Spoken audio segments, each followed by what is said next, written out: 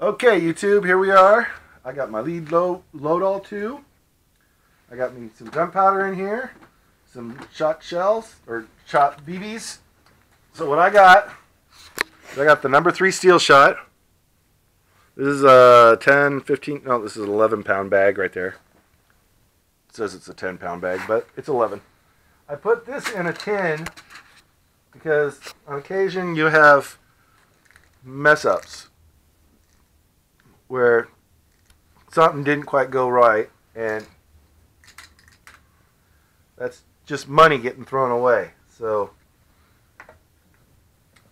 what I'm going to do now is I'm going to go ahead and I'm going to show you, actually, let me show you all the ingredients first. So this is my gunpowder. It's the HS6 pistol and shotgun powder by Hodgdon. And you notice I got green holes here. That's because I got,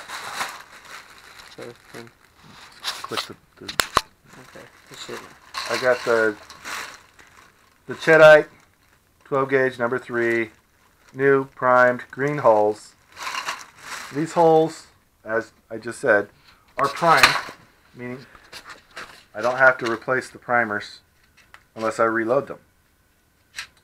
So I am going to do that. I'm going to do that one time so that you guys can see how this machine works. There's one primer. I also got a massive bag. I think we got 500 wads. There's a CB311 8-12AR, 1 1/8 to 1 1/4 ounce loads. And I don't recall the recipe that I used. And even if I did, sorry guys, that's a trade secret, if you will. I'm not giving up my recipe because it's working for me. So, and what you're gonna have to do is basically you're just gonna have to experiment a little bit. I got a book which helped me a little bit. It helped me enough to figure out how to adjust my loads, but it didn't give the information necessary for me to be able to just go, oh, okay, I want to be able to do this. So this is this, and this are my ingredients. I put it in the machine and it just does it. I didn't have that, so I had to figure it out. So first step is it's got this metal ring. It's a resizer, and this bad boy, it's got a bevel on the inside here. It's starting to rust because it's out in the garage, but put the bevel down. This resizes the shotgun shell because some of the brass expands when you fire it, and then you can't reload it in certain guns. So first step is to take this out here, and then the next step is to put our primer in our little ring right here so that we can put our primer in, because when you put this in, it's going to pop your old primer out. And there's all my old primers from days past. And all I do is I just let that thing fill up, and once it's full, I just come over here with the shop vac and suck it all out. So first step is to resize, and it ejects the primer at the same time. So you just press down. That's done. Primer's gone. Put it on the next spot. This is going to release the ring, and it's going to set the primer at the same time. So you got a little pop. There's a new primer. Ring just slides right off, which it's never done that before, but hey, I'm okay with that. I got me a wad right here. So what this is you can see here it says powder, slide this way, shotgun, or shot, slide this way. So you put this in underneath the little feeder here, slide it down, go like that. I give it a couple taps just to make sure that it fills back up again. So that goes up. You put the wad in, slide it down, slide it back over, couple more taps, make sure that the gunpowder fills up. Alright, now that is loaded. That's ready to go. You can see the BBs in there. So what I do is I like to have the 6 blade look. So Oh, that's the 4-blade one. Oh, well. 6-blade is in the back here. You got a position in the front and a position in the back. 6 is in the back. So this primes the bend. Okay. Now the important thing here, this is probably one of the most important parts of the whole dang thing, is that you don't overdo it. Because if you overdo it, if you push down too hard on this, you'll get the feel of it. If you push down too hard on this, you'll get this. It'll collapse it. What it's actually doing is it's collapsing the wad inside to be able to press down as far as you want it to, but it looks nice and pretty on the end.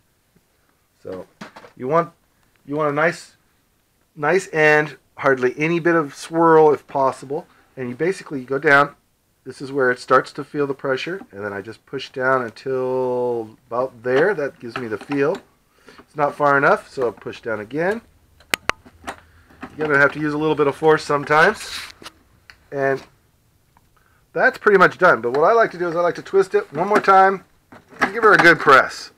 That way you got a nice lip right there, and it's got a little bit of a swirl, but for the most part this shot shell is done. So that's how you do a reload. Now a load, an original load, is virtually the same thing. The only thing you use is you don't have to resize, at least not with my shotgun. The shotgun, my Winchester SXP, loves these loads, so I don't have any jamming issues. So I don't have to use this position at all. It's got the primer in it already, so don't have to use this position. I don't have to use this position because this position releases the ring and puts a primer in. So I get to start halfway done. So I just put that in there.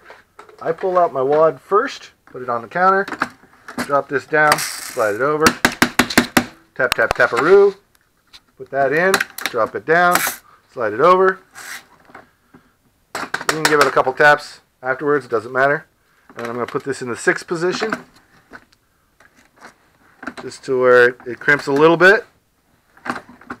Okay, now it's pre-crimped. There's our pre-crimp. Nice and pretty.